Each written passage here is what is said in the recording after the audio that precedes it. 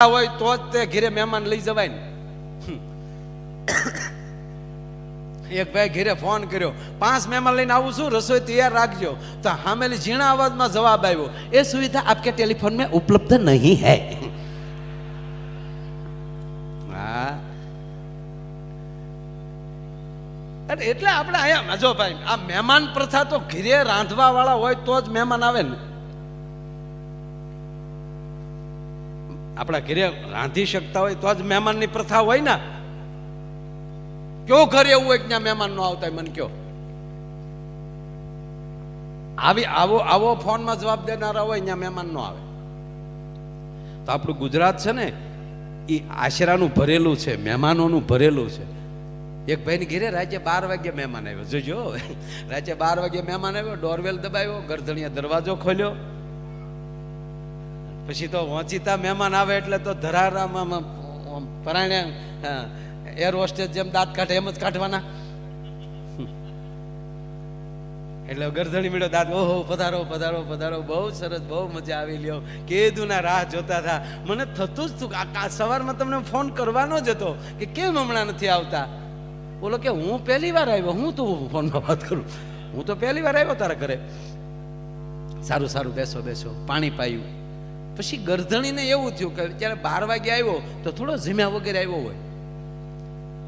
આમ ખાલી કહેવા પૂરતો કે મિત્ર જમવાનું કેમ છે, બોલો કે બાકી બાકી કીધું, ઢીલો પીડ્યો. 12 વાગ્યા બાકી. બિચારાને નહોતું હાલતું કાંઈ કરે. પણ હિંમત હું આવી ખબર કે મહેમાનની હાજરીમાં થોડી કાંઈ કહેશે મને. એટલે અવાજ કર્યો, સાંભળો છો? હા સાંભળું છું, બોલો શું છે? જાગો છો? જાગતી હોવ તો જ બોલતી હોવ ને, નકર મારું ભૂત બોલે કાંઈ. એક ભાઈએ તો એની પત્નીનું નામ ગૂગલ રાખ્યું. કે કોકે પૂછ્યું કે તમે ગૂગલ કેમ રાખ્યું? તા કે એક પ્રશ્ન પૂછું ને 100 જવાબ આપે.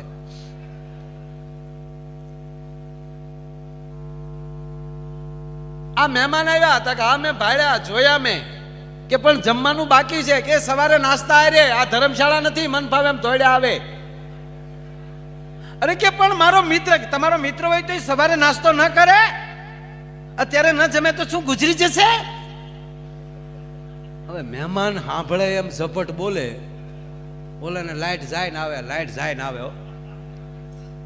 અરે પણ તું સમજે છો હું ખોટું ખોટું નથી કેતો, હકીકત આવ્યા છે.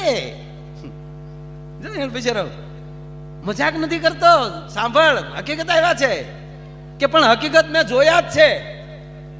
એ હવારે નાસ્તા રે કે પણ ભૂખ્યા થોડા સુવે, એનો બાપે હુવે. હવે મહેમાનના બાપ સુધી વાત ગઈ હો.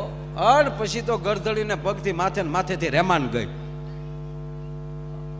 મારા મિત્રની હાજરીમાં મારું અપમાન ને મારા મહેમાનનું અપમાન, ઊભી રહેજે એમ કરી મારવા દોટ દીધી. મારવા જ્યાં દોટ દીધી ને ત્યાં ગરદણી જે મહેમાન હતો ને બહુ હોશિયાર હતો, એને પકડી લીધો. અને આપણા પુરુષના મીટર નોખા છે, કોઈ પકડે ને એમ ડબલ થાય. જોજો કોઈ પુરુષ આમ રોડ ઉપર અમુક કોક જો બાંધતા હોય તો પકડી રાખશે ને તો ખીચા ફાડી નાખશે. મૂકી દે.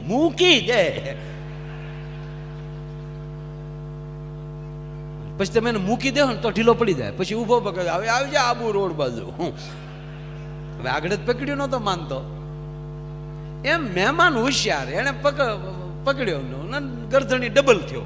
રહેવા દે મિત્ર, રહેવા દે. બોલો કે ના ના ના કરતા બે રૂમમાં જ્યાં બેન બેઠા હતા ત્યાં જઈને ઓલા એના પતિએ એક થપાટ મૂકી અને લાઈટ ગઈ. 15 મિનિટ પછી લાઈટ આવી. ત્યારે ખૂણામાં બેઠા બેઠા બેન રડતા હતા ને એટલું જ બોલ્યા કે કોઈ દી નહીં, રાત પહેલી વાર તમારી સામે બોલી, એમાં 15 ધોલ ને 2 પાટું બાર લીધી. બોલો કે મેં તો એક જ મારી. બાકીની ઝપટ મહેમાન અંધારામાં ઝપટ બોલાવી ગયો. બોલો હવે આ ઘીરે આવીને પાટા મારી જાય ને મહેમાન કહેવાય કે માવઠા કહેવાય? નહીં, સમજણ વહેલી આવે તો બહુ મજા આવે સાહેબ. અમે કાલે જ હું જુનાગઢ હતો, ગીરમાં હું બહુ ફરું, મને મજા આવે. જો તમે જો એક સમય કેવો હોય છે, વર્ષો પહેલા એક વડીલને અરીસો જડ્યો. એક વડીલને અરીસો જડ્યો એક ભાઈને. હવે એને ખરેખર કોઈ દી જોયેલો જ નહીં કે આને અરીસો કહેવાય. કોઈ દી જોયેલો જ નહીં. એને પોતે બતાવી એ ખબર નહીં. આ વર્ષો પહેલાની વાતો, પહેલો વહેલો અરીસો, એને ખબર જ નહોતી કે હું પોતે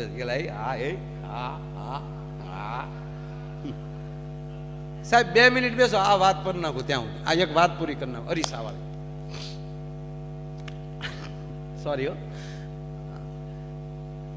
અરીસો જડ્યો, ગામડાનો માણસ, હાવ અભણ, કોઈ દી અરીસો જોયેલો નહીં, અને અરીસો કહેવાય ને આપણે પોતે આવા બતાવી એ ખબર જ નહીં. અને એ તો આમ જો વાહ વાહ હા, કોક આવે ને તો તરત આમ પાછું છુપાવી દે, ભૈયા જાય તરત કરે વાહ વાહ. 3 દી ઘીરે જ ન ગયો. એની પત્નીને એમ થયું મારું ઘૂઘલું 3 દી થાય ગયું ક્યાં. તે બેન ભાત લઈને ન્યા ગઈ, તેના પત્ની ન્યા ગયા ને ભાત લઈને ટિફિન લઈને, આમ જોતો હતો. એની પત્નીને આવતા જોઈ ગયો ને, અને આને છુપાવી દીધું પાછું. એની પત્નીને થયું મારા રોયે ક્યાંક છુપાવ્યું છે. જમવા બેસાડી, વાતવે વળગાડી અને ધીમેક દિન પછેડી લઈ લીધી. ખોલ્યું તો અરીસો, બિચારી એને નહોતો જોયો. એ ટકલ લઈ જઈ કે મારો રોયો ઘરે ક્યાંથી આવે.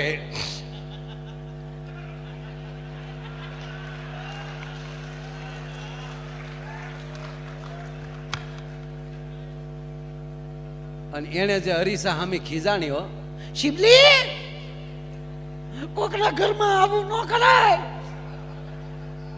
એ તો રડતી રડતી ગઈ ઘરે, અને એની સાસુને જઈને એટલું કીધું તમારા દીકરાને આવું ન કરાય.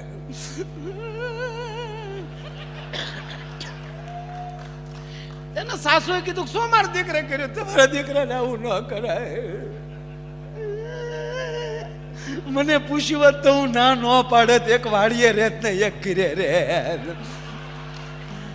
પણ મને આવી રીતે નહોતી છેતરવી. પણ કે મારા દીકરા શું કર્યું, એ તો કે બીજી બાઈ લાવ્યો, ક્યાં છે કા રહી. હવે એ ડોશીમાં એ બિચારે જોયેલું નહીં કોઈ દેરીસો. તો ડોશીમાં મીડ્યા રડવા કે મારો રોયો લાવ્યો ને હાવ બુઢી લાવ્યો. સમજણ દે તો ભેગું ધન દે, નહીતર તારી સમજણ પાછી વાળ. એક તો સમજણ એમાંય નિર્ધન, આવા બબે ધક્કા સીધ માર્યું. બસ સમજણ આવી જાય જો. અને છેલ્લી વાત 1 જ મિનિટ કહી અને મારે ભાઈને જે આપણે પ્રોગ્રામ ચાલુ જ નથી કર્યો, ગણપતિ બાકી છે. આજે ક્યારે પૂરું થાય નક્કી નહીં, કારણ કે હું આજે 180 ની સ્પીડમાં આવ્યો છું.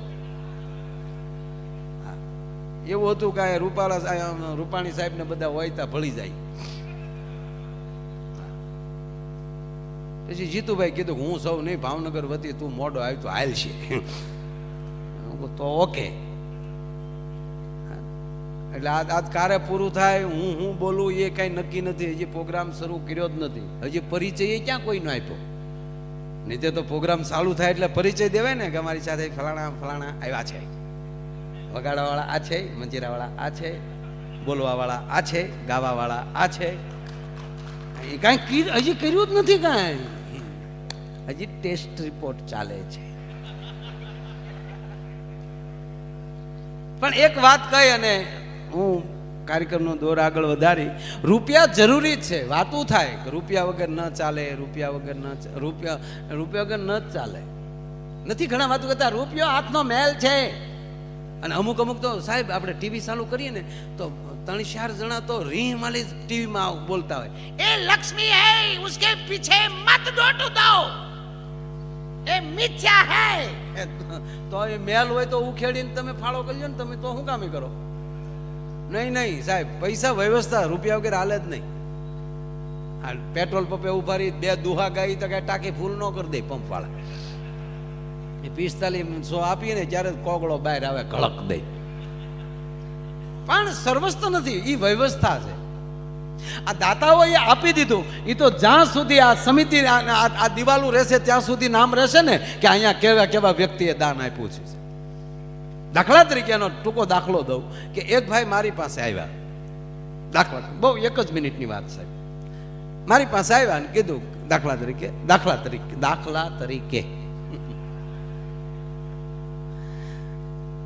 આ દાત, ટૂંકું નામ દાત, દાખલા તરીકે દાત, જીભની વાત નથી, દાત. મારી પાસે આવ્યા અને કીધું કે માયાભાઈ પ્રોગ્રામ રાખવો છે. તારીખ નક્કી થઈ ગઈ, પાકું થઈ ગયું. એટલે એ કે આલ્યો આ એડવાન્સમાં આ ₹1,00,000. એ ₹1,00,000 મને એડવાન્સમાં દેતા ગયા.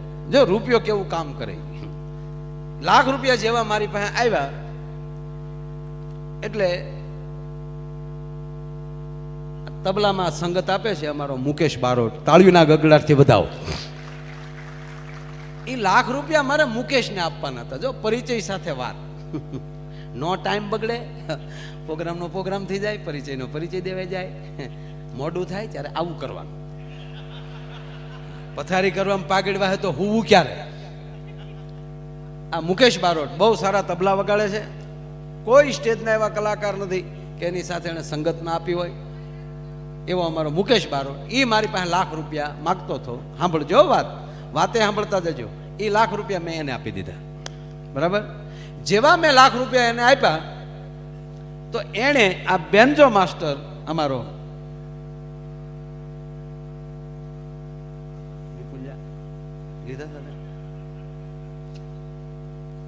વિપુલ મકવાણા, એને જોરદાર તાળીઓથી વધાવો. એ ₹1,00,000 એને આપી દીધા. એને જો 1,00,000 મારી પાસે હતા, મેં આપ્યા. 1,00,000 બે છા, એ લાખ અહીંયા આવી ગયા.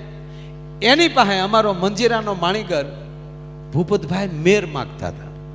વધાવો તાળીઓના ગળાથી. એ ₹1,00,000 એને આપી દીધા. એ મેર સાહેબની પાસે અમારે મીર સાહેબ, મહેન્દ્ર મીર, આજના ભજનિક, બહુ સારા ભજન ગીતો, તમારો આઈનું ઘરેણું છે, આ વિસ્તારનું ગૌરવ છે. એ મહેન્દ્ર મીર માગતા હતા. વધાવો તાળીઓથી મીરને. 1,00,000, 2,00,000, 3,00,000, 4,00,000 અને 5,00,000. 5,00,000નો વહીવટ થયો ને. પાછું બન્યું એવું કે એ મીર સાહેબ પાસે માયો આ હીર માગતો હતો, હું માગતો હતો. એને મને આપી દીધા પાછા. મારી પાસે આવી ગયા. જ્યાં મારી પાસે એ પૈસા આવ્યા ને, ત્યાં જેને પ્રોગ્રામ નક્કી કર્યો ને એ બીજે દી આવ્યો. મને કે માયાભાઈ, વરસાદના હિસાબે પ્રોગ્રામ કાલનો જામનગરનો કાલનો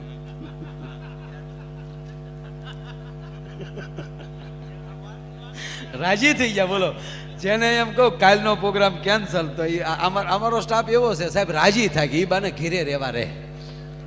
અત્યારે હજી મેસેજ આવ્યો છે તો અત્યારે મેસેજ આપી દીધો, કાલનો પ્રોગ્રામ.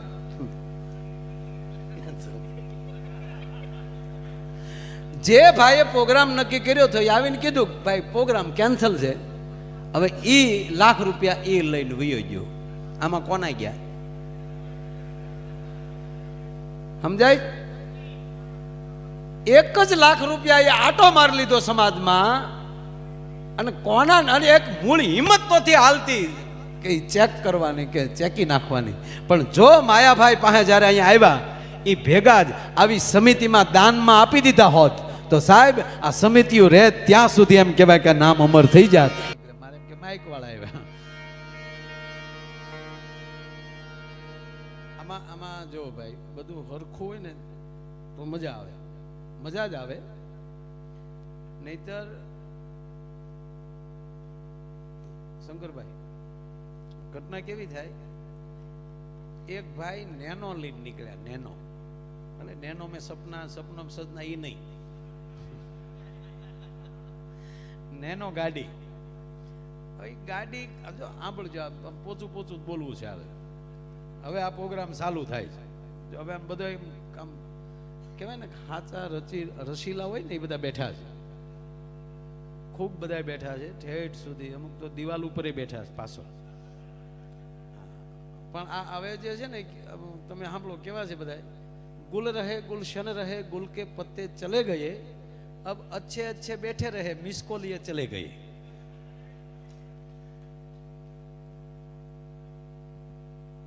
નેનો લઈને ભાઈ ઉભા થા. ગાડી ખરાબ થઈ નેનો, એટલે મદદ માગવા બધાને ઉસાત કરતા હતા. એમાં એક ભાઈ BMW લઈને નીકળ્યો. સારા માણસ, એટલે ઊભી રાખી. બોલો ભાઈ કેમ? ગાડી ખરાબ થઈ ગઈ, કાંઈ વાંધો નહીં, મારી ગાડી પાછળ બાંધી ગયો. એટલે ઓલો ગાડીવાળો નેનો વાળો કે ભાઈ તમારી ગાડી પાછળ મારે કેમ બાંધવી, ક્યાં BMW ક્યાં નેનો, કે ભાઈ એવું ન હોય, બધું સરખું જ હોય બધી ગાડીઓ, કે એ નહીં સ્પીડ, આની પાછળ મારે નેનો રાખવી કેમ, આ તમારે આ ટોપમાં પોગે તો 120 જાય, કે ભાઈ હું ધીરે ધીરે ચલાવીશ, થોડાક સુધી છે ને, ક્યાં આપણે 15-20 કિલોમીટર જવું છે આગળ, હું ધીમે ચલાવીશ. પણ અહીંયા અત્યારે કોઈ બીજું તમને નહીં લે, તમને મદદ નહીં કરે, કે મારી પાછળ ગાડી બાંધી ગયો અને છતાંય તમને એમ લાગે કે સ્પીડ વધી ગઈ, તો તમે ડીપર મારજો એટલે હું ધીમો પડી જાય. ધ્યાન દેજો વાતમાં. કારણ કે આ તકલીફ બીજી શું થાય, કારણ કે પાછળ મોટું સ્ક્રીન, મને જોવા હાટ કરતા તમે ન્યા જોવો, એટલે મને શું થાય કે મારી સામે ધ્યાન ન હોય, મને એમ થાય કે હું નહીં ગમતો હોઉં આ લોકોને, કારણ કે પાછળ મોટું સ્ક્રીન છે એટલે એમાં મોટો દેખાવ ને, એટલે તમે ન્યા જોતા હો. એ કરતા તે પાછા કેમેરો ચાલુમાં તમારી ઉપર આવે તો આપણું સતત ધ્યાન રહે કે આપણે બતાવી શીખ નહીં ત્યાં, એટલે આવું બધું થતું હોય. એટલે બને ત્યાં સુધી મારી સામે લાઈવમાં જોજો, બાકી સ્ક્રીનમાં તો તમે ગમે ત્યારે જોઈ શકશો, મારી કોઈ વેલ્યુ નથી. હોટલો એ ઉભા રહ્યો એટલે 20-20 રૂપિયામાં રેકડીમાં મળીએ. હા, અમારે શિવરાત્રીના મેળામાં એક જણો કેસેટ વેચતો હતો, CD કેસેટ, પાછું બોલતો જતો હતો, 2 કીર્તિદાનમાં માયો આયર મફત.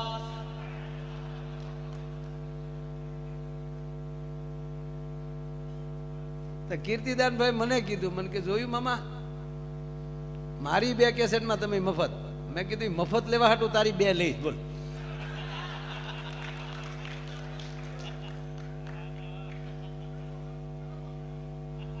આવું છે. જો કે મારો જીગરજાન છે, મને એમ હતું કાંઈ આવડું મોટું છે એટલે લગભગ ભેગા કરશે. તા એ શંકરભાઈ ઓલા ભાઈ ક્યાં ગયો, ધમોભાઈ, આ શંકરભાઈ ને ધમોભાઈ બે એવા ભાઈબંધ છે ને ઊંઝામાં, ખરેખર આમાં કોણ સુદામા ને કોણ કૃષ્ણ એ મને ખબર નથી, પણ કૃષ્ણ સુદામા જેવી જોડ છે. આનંદ કરો. વાત ક્યાં હાલતી હતી, નેનો ગાડી BMW ની પાછળ બાંધી. હવે BMW હતું ને એ લોટકા માણસનું હતું. એ બરોબર ધીરે ધીરે ધીરે આ નેનો ને લીધે લીધે જતા હતા, એમાં એક મર્સિડીઝ વાળા એની સાઈડ કાપી. હવે આ જે BMW વાળા હતા ને એને પહેલેથી એવું કોઈ સાઈડ કાપે એ ગમે નહીં. હવે પાછળ નેનો એને ભૂલાઈ ગયું. 180 હો, મર્સિડીઝ ને BMW આમ પણ વચ્ચે ઓલી કેમ પતંગ જાતી હોય એમ નેનો. એમાં એક પોલીસ વાળા જોઈ ગયા, પોલીસ વાળાએ ડાયરેક્ટ SP ને ફોન કર્યો, સાહેબ બોલ શું આપણા આ નેશનલ હાઈવે ઉપર BMW ને મર્સિડીઝ 180 માં જાય છે. એટલે સાહેબ કે સહજ છે, મોંઘી ગાડીઓ છે, કોઈ નીકળે પછી બહુ આવું નહીં જોયા કરવાનું, કોઈ જવા દેવાના, પછી કેટલું આપણે ધ્યાન રાખવાનું. કે સાહેબ ઈ મને તકલીફ નથી, તો તાકે એની બેયની વચ્ચે નેનો સાઈડ કાપવા ડીપર મારે.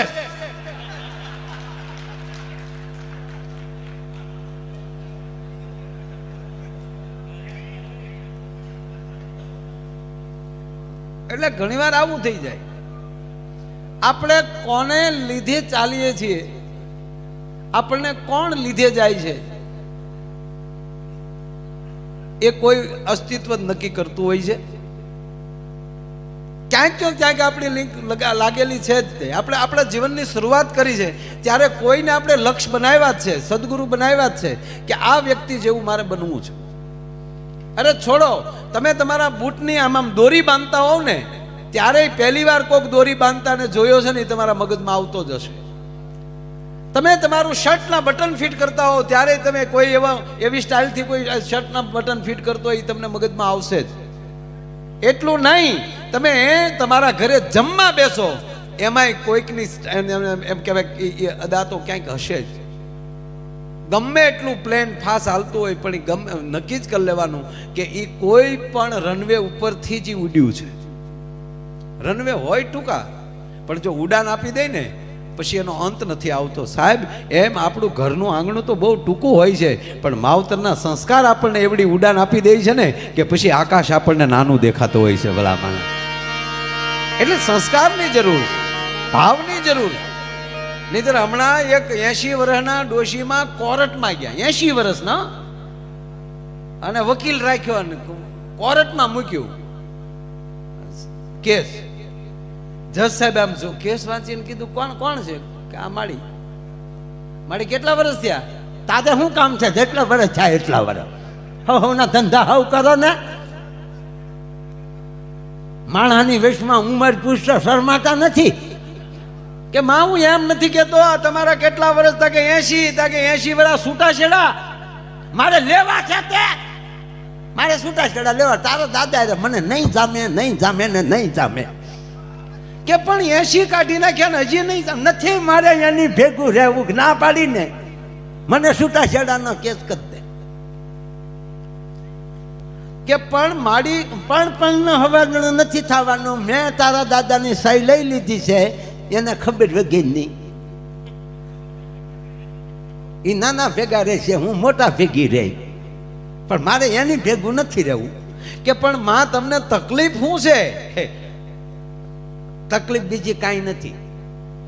એને જે મને કહેવું હોય ને એ બધું કહી દે અને પછી હું બોલવાનું ચાલુ કરું ને તો એ કાનમાં લી ઓલું સાંભળવાનું મશીન કાઢી નાખે.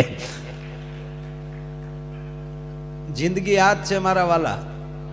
કોક શું બોલે ને એ બહુ ન સાંભળવું. આપણે કેવું જીવવું નિર્ણય આપણે કરવાનો હોય છે ભલા માના. હમણાં ભૂરો મારી પાસે આવ્યો, મારો મિત્ર ભૂરો. મને કે માયાભાઈ મારા બાપામાં દશરથ રાજામાં કાંઈ ફેર નહીં. લે અરે મેં કીધું ક્યાં તારા બાપા, ક્યાં મહારાજ દશરથ? મને કે હા કાંઈ ફેર નહીં. કઈ રીતે?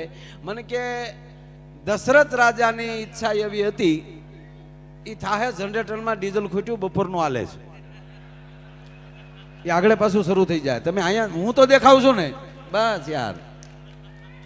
અને આમથું અમારા બહુ મોટા સિટીમાં મુંબઈમાં ને એમાં હોલમાં પ્રોગ્રામ હોય ને એ આમ જ હોય. ઓડિયોસમાં લાઈટ ન હોય ને અમે જાણે કેમ આમ રેકોર્ડિંગમાં બેઠા હોય. હા, આખું બંધ કરીને મીંદડી દૂધ પીતી હોય ને એવું લાગે, પણ એ જો થઈ ગઈ પાછી, એમાં કઈ વાર લાગે જ નહીં. એટલે મેં ભૂરાને કીધું, મેં કીધું ભાઈ ક્યાં તારા બાપા, ક્યાં મહારાજ દશરથ, જગત આખાનો બાપ રાઘવ, એના પિતા? મને કે એમ વાત નથી. મેં કે તો? મને કે બેયની ઈચ્છા ન પૂરી થઈ. મને કે કઈ રીતે? મને કે રામની ઈચ્છા એવી હતી કે દશરથ રાજાની ઈચ્છા એવી હતી કે રામ ગાદીએ બેહે, અને મારા બાપાની ઈચ્છા એવી હતી કે ભૂરો ભણવા બેહે.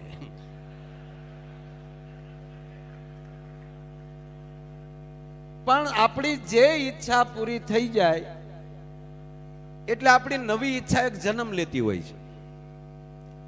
જેમ આપણે જોજો ગમે એમ જ્યાં જ્યાં ડગલા ભરતા જાય એમ આપણી ઈચ્છા, આપણે હાવ નાના હતા અને ત્યારે આપણે વડીલોને ખબર છે કે આપણે પહેલા તો સાયકલની ઈચ્છા થઈ, પછી એમ જો મારું પેન્ડલ મારવા પડે એની કરતા મોટરસાયકલ હોય તો સારું. મોટરસાયકલ રાજદૂત લીધા એ સમયમાં. રાજદૂત થયા પછી એમ થાય કે એખાદી એમ્બેસેડર હોય તો સારું. તે ઈ છું એમાલી થતા થતા કે ઇનોવા હોય તો સારું. ને અત્યારે BMW માણા પગ્યો ને મર્સિડીઝ જે પગ્યો, ક્યાં ક્યાં પગ્યો, તો હજી એમ કે ફળિયામાં હેલિકોપ્ટર પીડ્યું હોય તો સારું. ભગવાન કે તારે સારું શું થાય ઈ કે મને. એટલે કોઈ દી ભગવાન પાસે માગવું નહીં. એને કહેવાનું કે અમે જેવા હોઈએ ને અમારી લાયકાત પ્રમાણે દેતો જાય, એટલે કાંઈ ઘટે તો કહેજો. કલેક્ટર સાહેબ ને બધા બેઠા છે. અમારા ભૂરાને સાહેબ કલેક્ટર સાહેબ નું દૂધનું દૈન્યું, સાહેબ ને દૂધ દેવા જાય એને બંગલે. તે એક દી સાહેબ કઈક ઘરે હતા ને એમાં વળી ભૂલથી સાહેબ ને એમ છું કોઈ હાજર નહોતું. સાહેબ પોતે ઉભે કે આય ભૂરા, આય ભૂરા કીધું. ભૂરાએ સાહેબ ને રામ રામ હાથ મિલાવ્યો. પછી તો સાહેબ ગમે એને ગાડી અડાડી દે. કલેક્ટર સાહેબ નું કામ હોય તો ભૂરાને મળી ગયો. એલા તને હાથ મિલાવ્યો એ ગુનો? પછી ગમે ત્યારે આખા ગામમાં કાંઈ કહેવાય તા કે સાહેબ નું કામ હોય તો ભૂરાને મળજો. તે ગામે કીધું, ગામડાને જ ખબર જ હોય ને કે આ દૂધ દેવા ગયો ને સાહેબ મળી ગયા હોય ને આ મૂળ તો આ ભૂરો. એટલે ગામે 2-3 જણે કીધું કે અમારે ભૂરા કામ હશે તો કેવું, એ તો બરાબર, પણ તારે તો સાહેબ અરે હાવ તારે ફેમિલી રિલેશન, આપણે દૂધ દે ઈ ચાય ખાય, એટલે પછી એ તો તારું દન્યું છે ખાય જ ને. એટલે ગામનાએ કીધું કે એક કામ કર, અમારે કામ હશે ત્યારે કેવું, પણ આ તારા છોકરા ઊભા વાહડા આટા મારે ને એને ત્યાં નોકરી લગાડી દે. એટલે કે હા ઈ હાસો, પૂરો સીધો સાહેબની ઓફિસે, હો કલેક્ટર ઓફિસ. સાહેબને જ ખબર હતી કે આમાં લેવલ કેટલું છે, એટલે લખીને નાલે મોકલ્યું. સાહેબને કહો ભૂરાભાઈ મળવા આવ્યા. એટલે સાહેબની પાસે ચીઠી ગઈ, ભૂરાભાઈ દૂધવાળા આપણું દૂધ દેવા આવે છે એ મળવા આવ્યા છે. સાહેબને થયું કે આ ત્યાં ન્યા બહાર વધારે ખોટી કરશું, ત્યાં બીજી વાતો કરશે, એની કરતા બધી મીટિંગો કેન્સલ કરો ને ભૂરાને પેલા બોલાવી લો.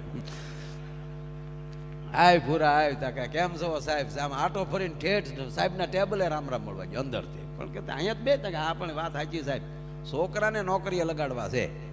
સાહેબ કે કેટલું ભણ્યા? તક ભણ્યા હોય તો અમે થોડા તમારી પાસે આવીએ. એટલે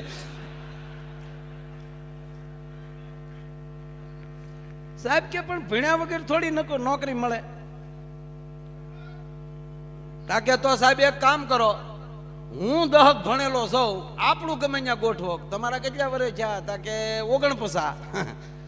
તાકે ઈ 30 વર્ષ સુધી નોકરી મળે ભૂરાભાઈ, 49 નોકરી ન મળે, 49 પેન્શન મળે. તાક તો પેન્શન આપો. સાહેબ કે પણ નોકરી કરી હોય તો પેન્શન મળે ને. હા, ભૂરો ઊભી બજારે ખીજાતો ગયો, નોકરીઓ નથી દેવી ને પેન્શન નથી દેવા. સમજણ વગરનું જીવવું ભલે જીવો વરસ 1000, સમજીને જીવો ઘડી એક તો સમજો બેડો પાર. માણસમાં સમજણ છે ને એ જ મોટામાં મોટી વસ્તુ છે. અને આવો એક ભવ્યથી ભવ્ય કાર્યક્રમ, હું નથી માનતો કે કોઈ આવી ખેડૂત ઉત્પાદન સમિતિનો આવડો કાર્યક્રમ ક્યાંય ગુજરાતમાં થયો મેં પહેલો જોયો છે ઊંચામાં છે.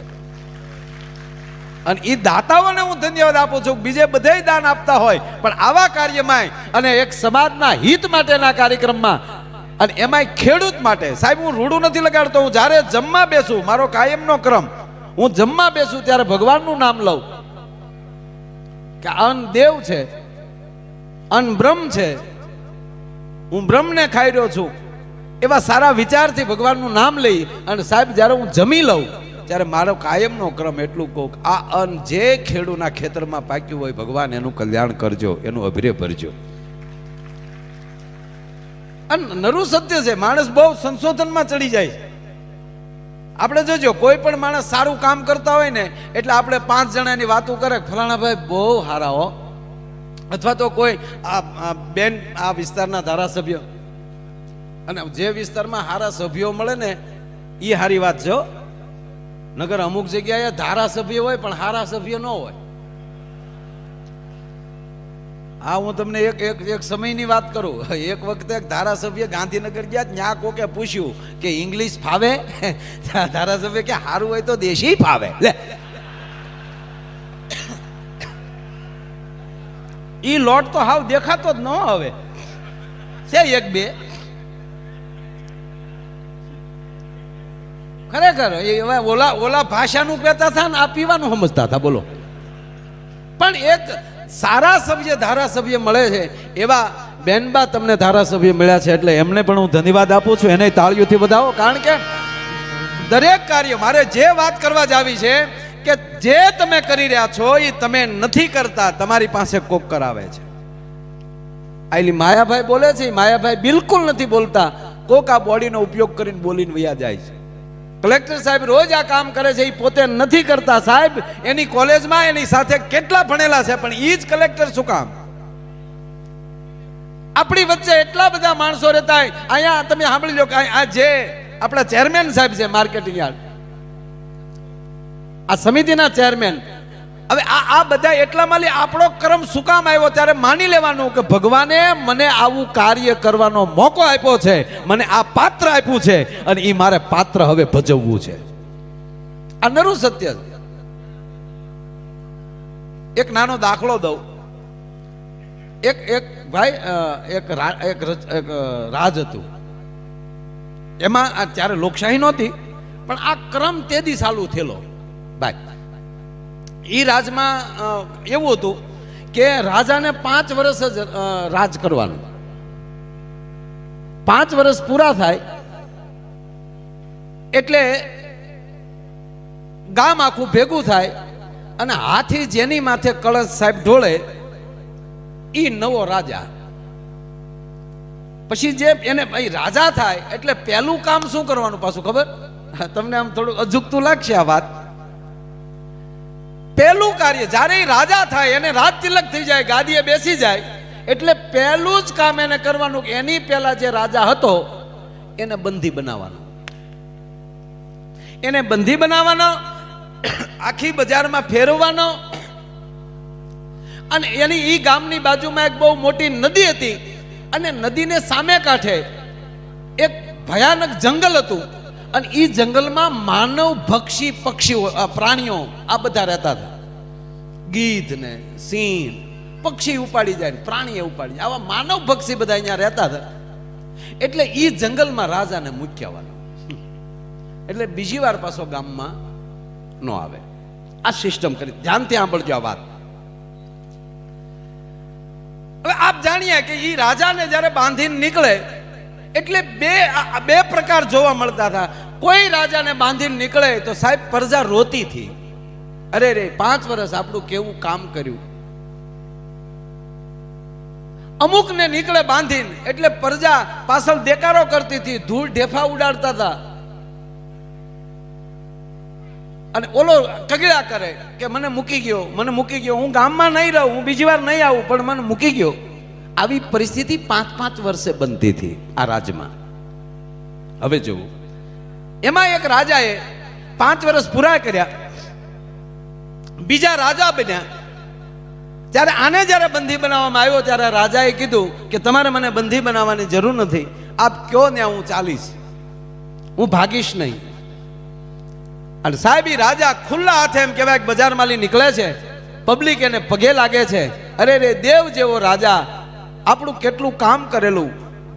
એ દેવ જેવો રાજા એમ કહેવાય, પણ હસતા મુખે. દરેક રાજાઓ રડતા હતા, જેને બંધન બાંધતા હતા ત્યારે રાડ્યો નાખતા હતા.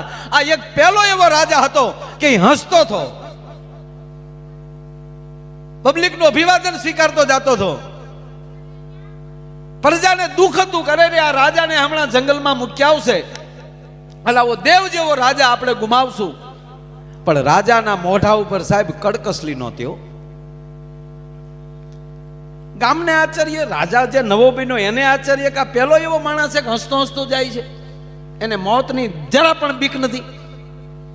બીજા પૂછે તો ટૂંકો જવાબ આપી દે કે હારું જીવ્યો છો ને, જગતમાં લીવ્યો જાય, તમારા હૃદયમાંથી જવાનો કે નહીં, તક તો એનું મને ગૌરવ છે. પણ ઘટના ક્યારે ઘટી કે જે નૌકામાં જ્યારે બેસાડતા ઓલા નાવિક જે છે એ સામે કાંઠે ઉતારી દે, તો એ પેઢીઓથી નાવું હકારતો હતો એ માણા. એના પહેલો એવો રાજા જોયો કે નૌકાની અંદર બેઠો બેઠો પણ ગીત ગાતો હતો. ત્યારે ઓલો નૌકાવાળાએ કીધું કે વડીલ, હવે તો તમે રાજા છો નહીં, પણ હવે વડીલ તરીકે હું તમને એટલું કહું, મારા જીવનની પહેલી આ ઘટના છે કે આવી રીતે ગીત ગાતો ગાતો માણસ એમ કહેવાય કે હામાં જંગલમાં જતો હોય. તમને મોતનો ડર નથી? બિલકુલ નહીં. અર્થ એટલો કે જરા તમે કાન માંડો ને. નૌકા વાળાએ કાન માંડ્યા તો સાહેબ હામા કાંઠે નોબતું વાગતી હતી, ઢોલ વાગતા હતા કે મહારાજ આ શું? કે જ્યારે હું રાજા બન્યો ત્યારે મેં પહેલું જ કાર્ય એ કર્યું કે મારા રાજમાં અને આ જંગલમાં સ્વચ્છતા અભિયાન થાય, ચોખાવ થાય. એટલે જંગલ પણ ચોખ્ખું કર્યું, મારું નગર પણ ચોખ્ખું કર્યું. અહીંયા ઉદ્યોગો લાવ્યા, મેં સામા મેં એક આખું નગર વસાવ્યું, બહારથી માણસોને લાવ્યો અને એવા ભણેલ ગલેલ માણસોનું આખું મેં નગર તૈયાર કર્યું, ત્યાં ઉદ્યોગ લાવ્યો. 2 વર્ષ થયા એટલે મારું નગર તૈયાર થઈ ગયું. 3 વર્ષે અત્યારે એટલું બધું ઉત્પાદન કરે છે કે ઈ પ્રજાને એમ છે કે 5-5 વર્ષથી આપણે આ નગરમાં રહી છીએ પણ આપણો રાજા આવ્યો નહીં, અને આજ ઈ માણસોને મારી વાત છે કે આપણો રાજા આવી રહ્યો છે, આપણો રાજા આવી રહ્યો છે. હું આ રાજમાલી નીકળી ગયો પણ સામે તો મારું કાયમ માટેનું રાજ છે. મારો કહેવાનો અર્થ એ છે કે આ નામ રહંતા ઠાકરા, નાણા નહીં રહંત, કીર્તિ હુંડા કોટડા પાડ્યા નહીં પડંત. સાહેબ, હાથમાં જ્યારે એમ કહેવાય કે જે કાંઈ આપણી પાસે સત્તા સંપત્તિ જે કાંઈ હોય એનો સદુપયોગ કરીને જે માણસ વયો જાય એને જગત કોઈ દી ભૂલતું નથી, કોઈ દી નથી ભૂલતું ને. એક છોકરાને એના બાપાએ કીધું, બેટા હું ગુજરી જાઉં ને તો એક કામ કરજે નહીં. કે હું બાપા કયો નહીં. અમુક તો ગુજરવાની વાટે જ હોય ને. એક ભાઈ નિમાણા બેઠા હતા ને, એકદમ મોઢું આમ ઉડી ગયેલા લેમ્પ જેવું હતું. તેને પૂછ્યું કે કેમ ભાઈ હાવ નારાજ બેઠા છો? એ કે મારા બાપુજી ગુજરી ગયા. તો ઓલો કે પહેલી વાર તારા બાપાએ સારું કામ કર્યું. આખી જિંદગીમાં પહેલું વહેલું કોઈ તારા બાપાએ સારું કામ કર્યું તા ગુજરી ગયા ઈ. બાકી તારા બાપે આખા ગામના ટકા જ કર્યા. તા ઓલો બેઠો બેઠો કે હા હાશી વાતો, આખા ગામના ટકા મારા બાપાએ કર્યા જ હશે. તા કેમ? તા કે આ જો ને મારે કરવો પડ્યો, જાતા જાતા મારો બાપ મારોય કરતો ગયો. એટલે ભાઈ એના છોકરા એને કીધું કે હું ગુજરી જાઉં ત્યારે બેટા કામ કરજે તું. શું? એ કે મારા આ તૂટલા બૂટ અને તૂટલા મોજા મેં પહેલી વાર બેટા લીધેલા ને, જ્યારે હું ઓલો થયો ત્યારે મેં પહેલી વાર આ બૂટ મેં લીધેલા, એટલે મને મારી જૂની યાદી છે. એટલે હું ગુજરી જાઉં ત્યારે મને છેલ્લે પહેરાવી દેજો. કાંઈ વાંધો નહીં બાપા. સમય જતા એ દાદા ગુજરી ગયા. એટલે એના દીકરાએ કીધું, જે વડીલો હતા પંડિતો બેઠા હતા, કે આ બૂટ ને આ મોજા આ મારા બાપાને પહેરાવાના છે, મારા બાપાની ઈચ્છા હતી. તો બધા કે ભાઈ અત્યારે શરીરમાં કાંઈ વસ્તુ લગાડાય નહીં, ખાપણ સિવાય આને કાંઈ દેવાય નહીં. વિધિ વિધાન ના પાડે. સંસ્કાર અગ્નિ સંસ્કાર છે, આ એક સંસ્કાર છે આપણા જીવનના. એમાં આવું તૂટલું ફૂટલું કાંઈ કોઈ વસ્તુ હાથમાં વાળની વીંટી ન હોવી જોઈએ. 5 ગામના વડીલોએ કીધું કે એના છોકરાની ઈચ્છા હોય તો શીખો ને. તાકે ન શીખાય ભાઈ. ત્યાં એના બાપાની ચીઠી નીકળી. એના બાપાએ ચીઠીમાં લખ્યું હતું કે બેટા તૂટલા મોજાય જો હારે ન આવતા હોય તો સંપત્તિ ક્યાંથી હારે આવશે? માટે સારો સમય મળે ને તો જગતમાં સારું કામ કરતો જાજે, જેથી કરીને જગત તને યાદ કરે. બાકી કોઈ વસ્તુ હારે નહીં આવે ભલા માણસ. અને હારે જો આવતું હોત, હારે જો આવતું હોત તો પહેલા પાર્સલ કરી નાખત ને બધું. આપણે નથી, આપણે આ ઘણા પ્રદેશમાં જવું હોય, અમેરિકા જવું હોય તો આપણે ઘણા નથી 2 દી કહેતા બેગ તૈયાર કરો છો, એકચ્યુઅલી યુકે જવું છે.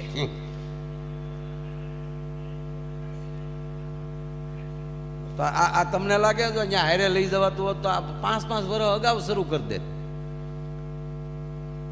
પણ મારો વાલીડો ભગવાન એવો છે ને, કોઈને ખબર જ નથી પડવા દેતો. એ લે આ લે એટલું જ થાય હો. અને કેવું કેવું પાછું ભગવાન આમ જો પાછું બનાવ્યું કેવું બધું ત્રિગુણી. આ માયા બનાવી બધા ભગવાન. જો સવાર બપોર ને સાંજ આખો દિવસ પૂરો, બાળપણ યુવાની ગઢપણ આખી જિંદગી પૂરી, શિયાળો ઉનાળો ચોમાસું આખું વરસ પૂરું. આ બધું 3. અહીં જોજો આપણે આ બજારમાં હરાજી થતી હોય કે 1 વાર 2 વાર 3 વાર ડબદીન પૂરું. કેવું છે કા? હુમલાય 3 જ આવે હો. એક બેન એ આ લે અને પાછું ગામ વાતો કરે. અમારે અરે ચા પીતા હતા, ચા ગરમ હતી તો એ ઠરી ગયા.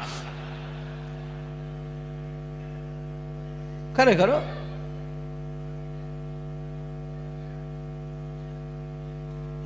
બધી વસ્તુ જો તમે આ જ્ઞાન અને વિજ્ઞાનમાં ફેર શું છે ભાઈ?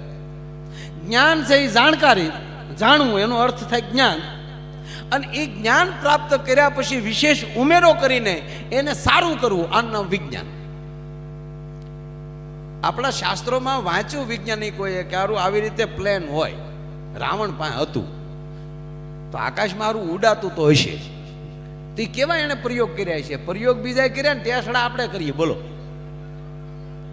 આ પ્રયોગ તો બીજાએ જ કર્યા ને ભાઈ. આ જો આ પહેલી વેલી અહીંયા બજારની જે સ્થાપના થઈ છે અને કેટલા વર્ષ થયા છે, એને કેવી રીતે ખેડૂને સમજાવ્યા છે કે બાપા આ બધું ભેગું રાખો. અને હકીકત સહકાર વગર આ ઉધાર જ નથી, સાથે જ રહેવું. હમણાં હું એક ભાઈ આફ્રિકાના દેશમાં સાહેબ ગયો હતો, રવાંડામાં હું ગયો એટલે અમને અગાઉ કહેવામાં આવ્યું કે કોઈ જગ્યાએ કચરો તો નાખતા જ નહીં, ભૂલથી. બહુ ચોખ્ખો દેશ છે, નકર આફ્રિકાનો દેશ ચોખ્ખો. હા, પછી એને વાત કરી કે 94માં આપણી હારે જ હતા આ લોકો, 94 સુધી. ત્યાં પણ જ્ઞાતિઓ હતી, જ્ઞાતિવાદ હતો. અને 94 ની અંદર બે જ્ઞાતિ વચ્ચે એક હુતુ કરીને કોઈ જ્ઞાતિ, એક બીજી જ્ઞાતિનું નામ હું ભૂલી ગયો સાહેબ. એ બે જ્ઞાતિ વચ્ચે યુદ્ધ થયું, ધીંગાણું થયું, તોફાન થયું. અને આખા દેશમાં એમ કહેવાય ખબર પડી કે આ બે કોમ બાંધે છે. ઈ તાલુકામાં, ઈ ગામમાં બે કોમો મળે બાંધવા. સાહેબ 100 દિવસ, 94 ની જ વાત કરું છું, વધારે નહીં. 1994માં ઈ એટલું બધું તોફાન 100 દિવસ ચાલ્યું. 100 દિવસમાં સાહેબ 10 લાખ માણસ અંદરો અંદર કપાઈ ગયું છે, 10 લાખ. અને એ દેશમાં 200 જેટલા એના સ્મારકો બનાવ્યા છે સામૂહિક દફન વિધિના. અને એ કાલના જે વડાપ્રધાન હતા, હજી ઈનાઈ છે, એ માણસે એ દેશમાં જ્ઞાતિ જ નાબૂદ કરી નાખી. કે જેને રહેવું હોય એ રવાંડી તરીકે રહ્યો. અને આજ પછી આ દેશમાં અંદરો અંદર કોઈ પણ પ્રકારનો વાદ વિવાદ ન હોવો જોઈએ. અને સાહેબ આજ 94માં ખાલી એક છે તો આજ વર્લ્ડના 8મા ક્રમની ચોખ્ખાઈ વાળો દેશ બન્યો છે. અને તમે આવા બધા અહીંયા તો અમારા ભાવનગરથી માંડીને અહીંયા સુધી આપણે વહી આવો તો આપણા તો જિલ્લાય બધા એવા છે, ખેડૂ અહીંયા એવા છે, વેપારીઓ અહીંયા એવા છે. કોઈ પણ ક્ષેત્રનો માણસ તમે લઈ લો, ભારતનો માણસ ગમે ત્યાં છે, ગુજરાતનો માણસ ગમે ત્યાં છે, ક્યાંય કોઈ દી પાછો નહીં પડે ઘર સિવાય.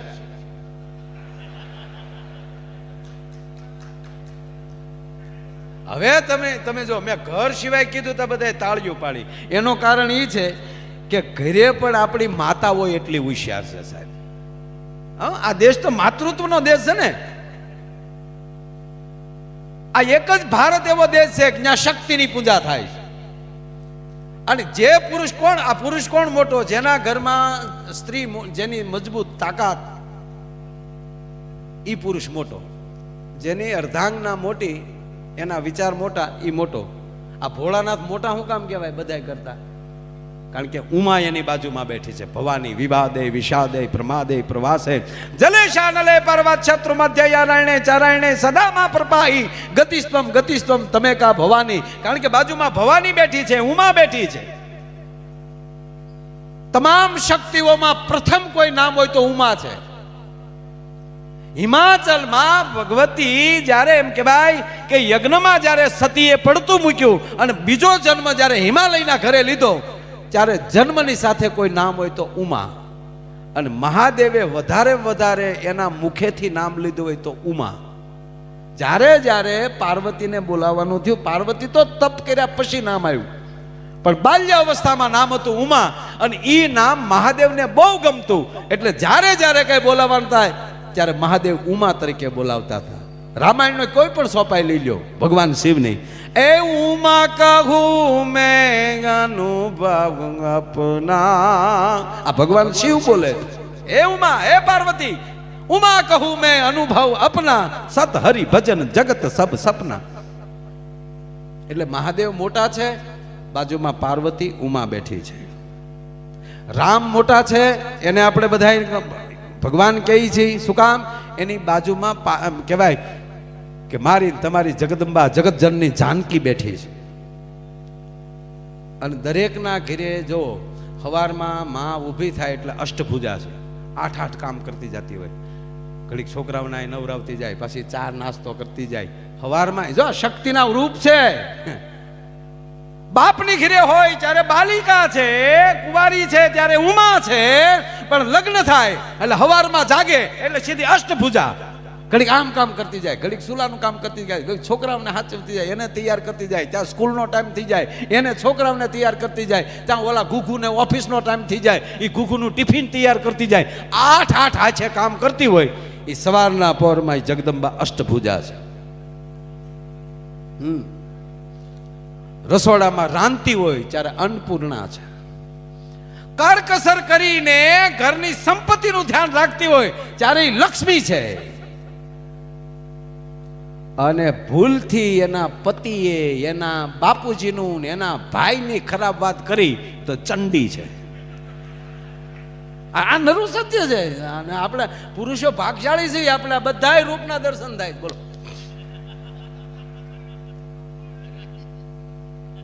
રામ મહાન છે તેના ઘરમાં માં જાનકી બેઠી છે. ભગવાન કૃષ્ણ મોટા છે તો બાજુમાં વામ ભાગે રાણી રાધિકા બિરાજે છે.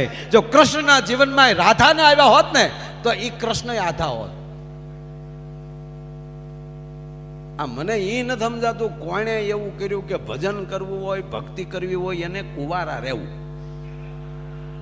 મને આમાં ભગવાન જેટલાને મળ્યો છે ને એ કે કુંવારા નથી મળ્યો, પરણેલાને જ ભગવાન મળ્યો છે. શેઠ સગાળચાને મળ્યો, નરસિંહ મહેતા પરણેલા, મીરાબાઈ પરણેલા.